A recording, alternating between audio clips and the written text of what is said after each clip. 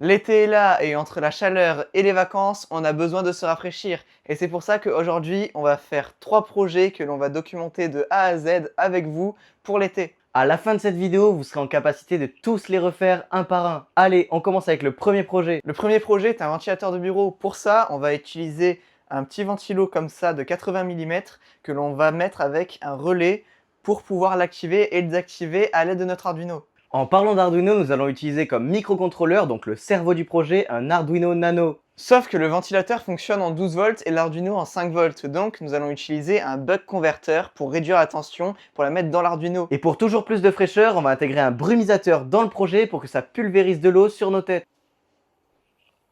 Alors le projet est plutôt simple, du coup on va directement l'assembler sur ce boîtier qu'on a conçu sur mesure.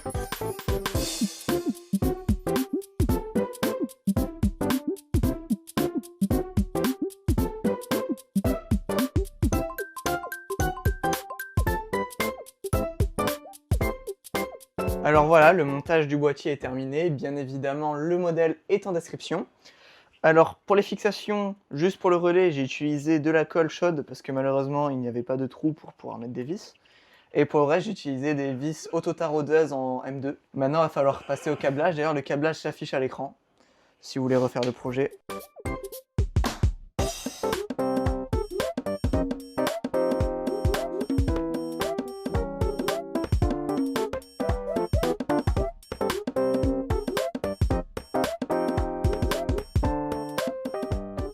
Et voilà, notre super ventilateur est fini. On peut l'orienter exactement comme on veut et on va l'allumer. Donc il marche super bien. On peut même activer ce super brumisateur si on le souhaite pour se rafraîchir encore plus. Si tous ces projets sont possibles, c'est grâce à notre sponsor du jour qui n'est d'autre que Meshi AI. C'est une IA générative qui permet de créer des modèles 3D de manière ultra simple sans aucune connaissance à partir de simples textes ou bien encore d'une image. Meshi a carrément sorti une nouvelle fonctionnalité, l'agent IA, et nous allons la tester ensemble. Je vais lui demander de faire une figurine de Spider-Man dans le style des figurines pop. Maintenant, l'IA va réfléchir pendant un petit moment. L'agent a directement créé une image et me la propose et me demande si le résultat me plaît.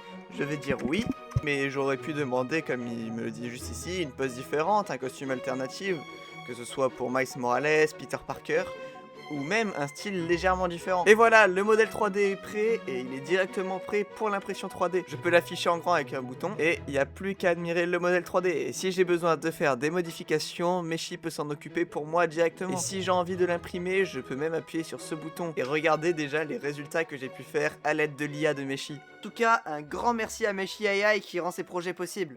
Deuxième projet, on va faire un distributeur de boissons. Pour ça, on va utiliser des pompes péristatiques. C'est des pompes qui vont venir absorber l'eau puis les recracher de l'autre côté. Mais on veut aussi ajouter une fonction un peu particulière. On veut qu'il y ait un petit écran sur le distributeur qui nous dit quelle pompe correspond à telle boisson. Chacune des 3 pompes pourront être actionnées par un interrupteur individuel. Et notre petit écran OLED IDC qui nous affichera les boissons sera dirigé par un Arduino Nano. Mais on a une petite contrainte, les pompes fonctionnent en 12 volts. Mais les Arduino peuvent recevoir au maximum 5 volts, sinon ils explosent. Du coup, on a ajouté un petit buck converter qui va permettre de baisser la tension pour obtenir 5 volts. Pour pouvoir activer et désactiver chaque pompe péristatique, on va utiliser un module relais 4 canaux qui va alimenter jusqu'à 4 pompes en 12 volts. Pour tester notre câblage, on va faire un prototype et d'ailleurs le câblage s'affiche à l'écran et vous pouvez retrouver tous les modèles et les informations en description.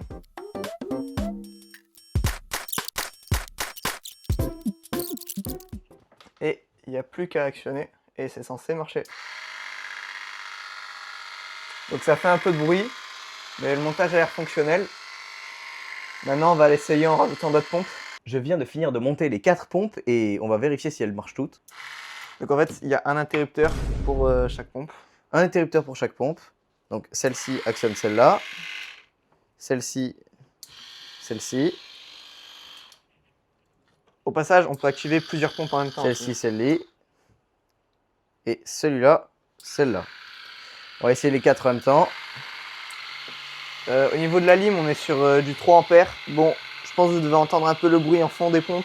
Donc là, on peut avoir jusqu'à 4 boissons qui pompent en même temps. On peut mettre Fanta, Oasis, Coca, Sprite, tout ce que vous voulez. Et les 4 personnes, ça en même temps. On voit bien que chaque pompe aspire. Elle aspire mon doigt là.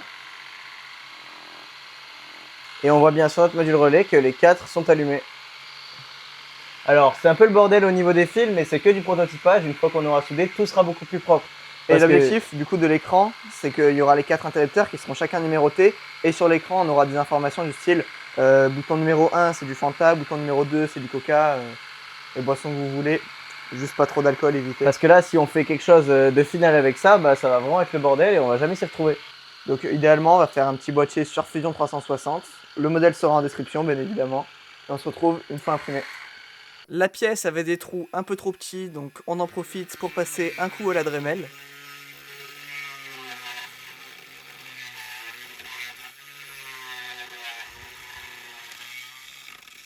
Et voilà à quoi ça ressemble une fois assemblé. Bon, du coup, on vient de finir d'installer tout le câblage, tout.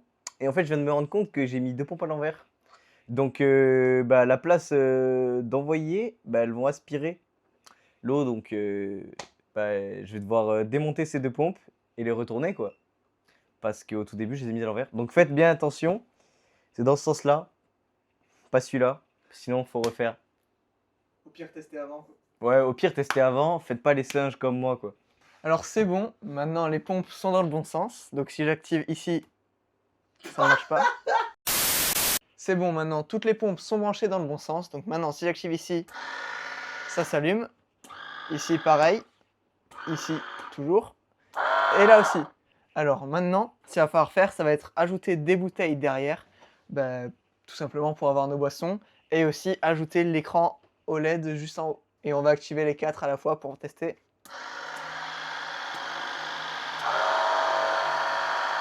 Ça fait un boucan, donc espérons que personne n'aura besoin de 4 boissons en même temps. Et là du coup, on va réutiliser la fameuse Dremel pour percer des trous dans les bouteilles. Et une fois tout coupé, j'ai tout fixé avec de la colle chaude pour que ça s'accroche bien à notre distributeur. Ok, c'est le moment de vérité. On va voir si tout marche et si rien ne fuit. Après, il ne manquera plus qu'à fixer l'Arduino Nano et l'écran OLED. Bon, le premier marche, ça remplit. Alors celui-là il est un peu plus silencieux, c'est quand même déjà pas mal. Bon, on voit que c'est assez lent, mais bon, vaut mieux mettre de l'alcool, comme ça vous remplirez des shots. Et si vous voulez que ça aille plus vite, faut juste acheter des pompes un peu plus puissantes.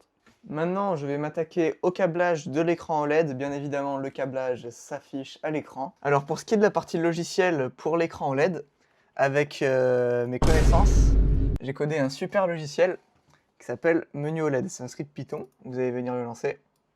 Boisson numéro 1, vous allez indiquer du coup la boisson qui se trouve tout à gauche. Donc on va dire de l'eau. La boisson numéro 2, du Coca. Boisson numéro 3, du Sprite. Et boisson numéro 4, du Fanta. Là, le script va se fermer. Et dans le dossier où vous l'avez exécuté, vous allez voir un nouveau projet qui s'appelle Menu OLED en .ino. Vous allez l'ouvrir avec l'Arduino IDE. Si vous faites OK. Vous allez sélectionner votre carte et vous allez dire que c'est un Arduino Nano, bien évidemment. On va uploader le code avec le bouton juste ici. Et maintenant, si je vais sur mon écran OLED, il y a les boissons que j'ai indiquées dans l'ordre.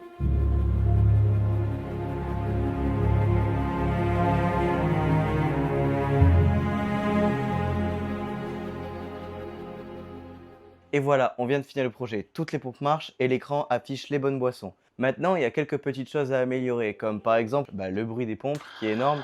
Et le débit, c'est vrai que pour des petits shots, c'est pas mal, mais en réalité, si on veut remplir un verre de Coca en entier, ça va être hyper long et hyper dérangeant.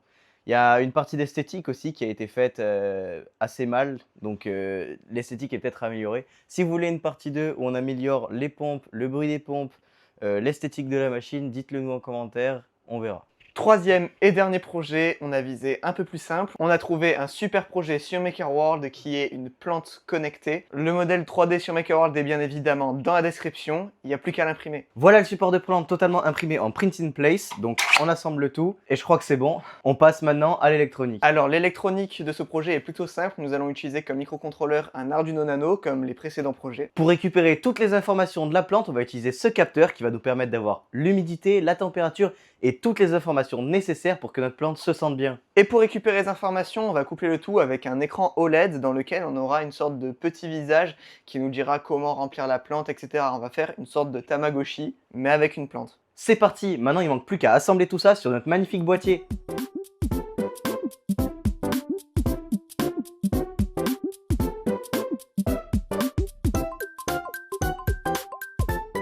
C'est bon, on vient de finir le câblage, il s'affiche d'ailleurs à l'écran si vous voulez le reproduire. Maintenant, on passe au code. Malheureusement, le projet sur Maker World n'intègre pas de code. Du coup, avec Claude, j'ai fait un petit code. N'hésitez pas aussi à l'adapter selon la plante que vous allez mettre dans votre plante connectée. Au passage, le câblage est fini. L'assemblage, non, mais le câblage, oui. Donc, je vais uploader le code et on va voir si tout marche pour l'instant.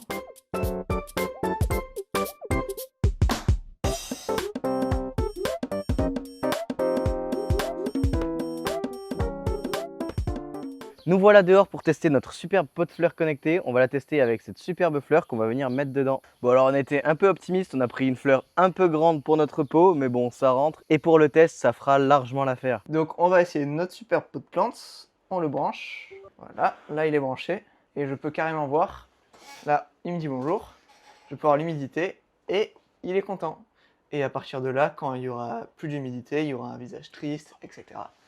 Et on pourra, avec le temps, remplir plus ou moins d'eau.